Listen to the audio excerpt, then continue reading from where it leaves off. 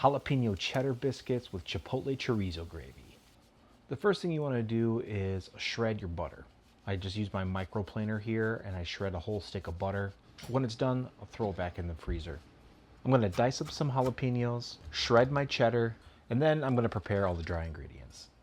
2 cups of flour, 1 tablespoon of sugar, 1 tablespoon of baking powder, and 1 teaspoon of chicken bouillon. I'm just going to mix it together really quickly here. After it's mixed, I'm going to throw in my frozen shredded butter, squeeze out all the major clumps. It doesn't have to be all broken up. I want some clumps in there. After squeezing out all the major clumps, I will pour in 1 cup of buttermilk. I'll mix that together loosely. I want it to be a shaggy dough before dumping it out onto my surface and working it. I'm not going to work this dough a lot. I'm just going to make sure that most, if not all, the flour is going to be incorporated in it. And then I'll start my folds, and in between each layer, I'm going to put in jalapenos and cheddar. And then I'm going to repeat this a few more times while varying the fold patterns. I'll roll it out till it's about a 1/2 inch thick. I'll take just a standard cup, flour the rim, and I'll cut my biscuits. I'll take my cut biscuits and put them on a greased tray. Once the tray is all loaded up, I'll throw it in the oven. Now that the biscuits are in the oven cooking, I'm going to get going on the gravy. First thing we got to do is start frying up the chorizo. I'm going to start it on low heat because my goal is to render out as much fat as possible.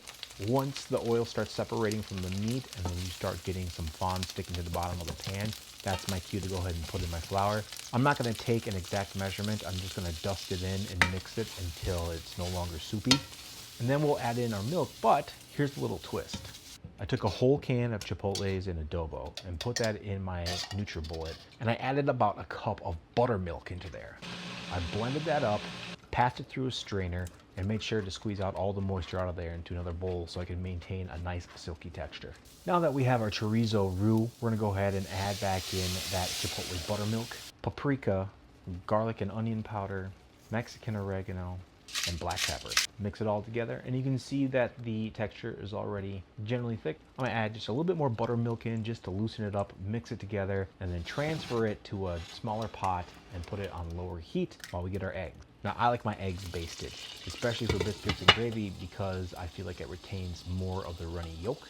While we're waiting for the tops of our eggs to cook, let's go ahead and examine the biscuit. I tried this at 350 for about 15-20 minutes, and this is how they turned out. Now that the eggs are done, we can build our biscuits and gravy. Biscuits, gravy, eggs, cojita cheese, cilantro, Mexican crema. And look at that.